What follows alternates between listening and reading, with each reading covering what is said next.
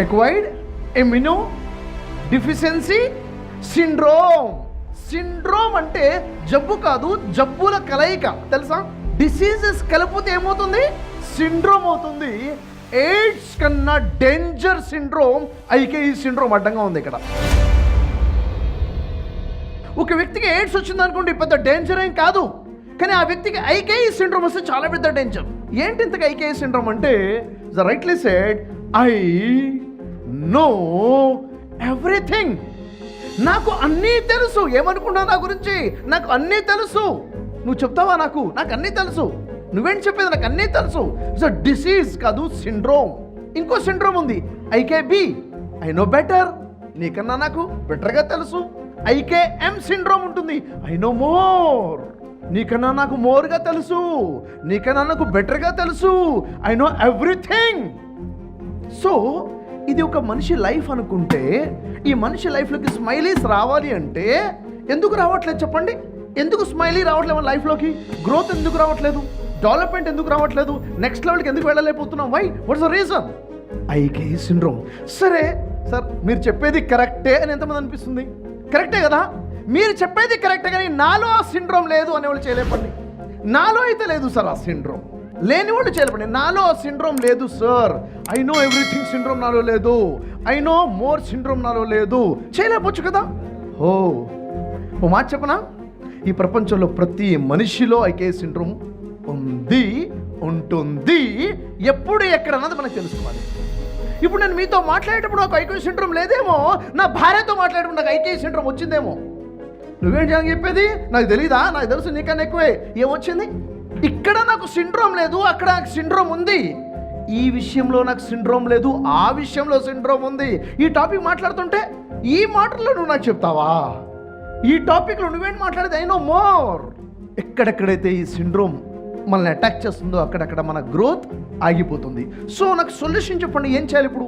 ఈ స్మైలీస్ దీనిలోకి రావాలంటే ఏం చేయాలి? ఏం చేద్దాం? ఎవరు తీసేస్తారు? ఎలా తీస్తారు చెప్పండి? కమాన్ అమ్మ, ఏం చేద్దాం అనుకున్నారు దీన్ని? మీరు ఈ సిండ్రోమ్ ఏం చేద్దాం అనుకున్నారు? ఇదే మీ లైఫ్ అయితే ఏం చేద్దాం అనుకున్నారు? ఇలా కమాన్, మీకు ఆపర్చునిటీ వచ్చింది. కమాన్, వావ్, మీరేం చేస్తారు?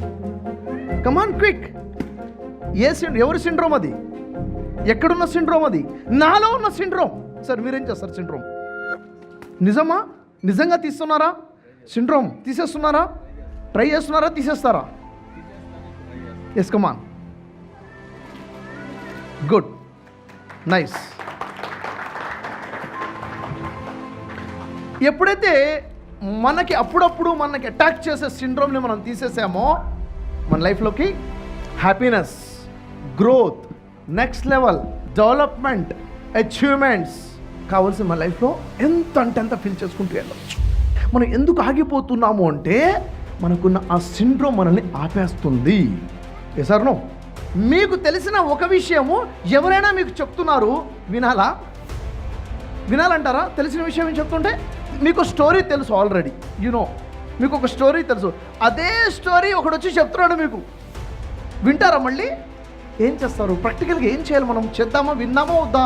వినాలా వద్దా? తెలిసిన స్టోరీ, కొత్త స్టోరీ కాదు. గుడ్, అది మీకు తెలుసుది already. You know the story.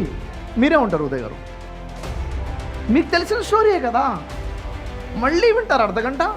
Exactly అతని కోణం ఏంటి, అతని దృక్కోణం ఏంటి, అతని వ్యూ పాయింట్ ఏంటి, అతని పర్స్పెక్టివ్ ఏంటి, అతను చెప్పే విధానం ఏంటి, అతను చెప్పాలనుకున్న నీతి ఏంటి, అతను చూపించాలనుకున్న కోణం ఏంటి. నీకు తెలిసింది వేరు, అతనికి తెలిసింది వేరు. సేమ్ స్టోరీ, ఒకే స్టోరీని 100 మంది 100 రకాలుగా చెప్తారు. 100 మంది 100 లెసన్స్ నేర్చుకుంటారు.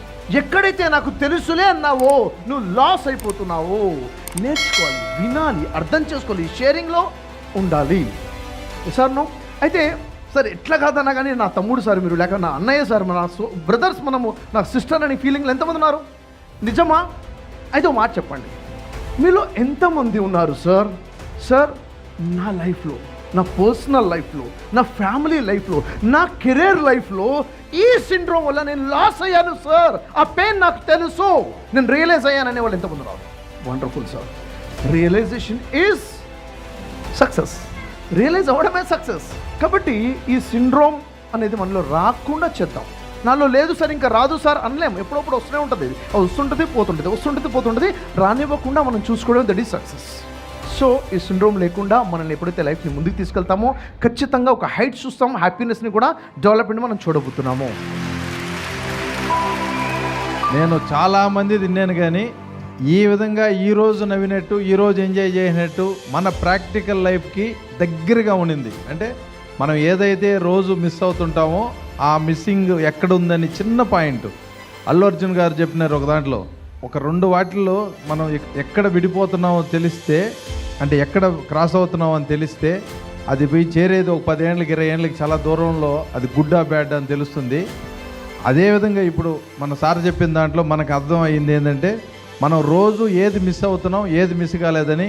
నేనైతే నిజంగా గాడ్ ప్రామిస్గా చాలా నేర్చుకున్నాను, ఎంజాయ్ చేసినాను, నవ్వుతూ నేర్చుకున్నాము అందరం.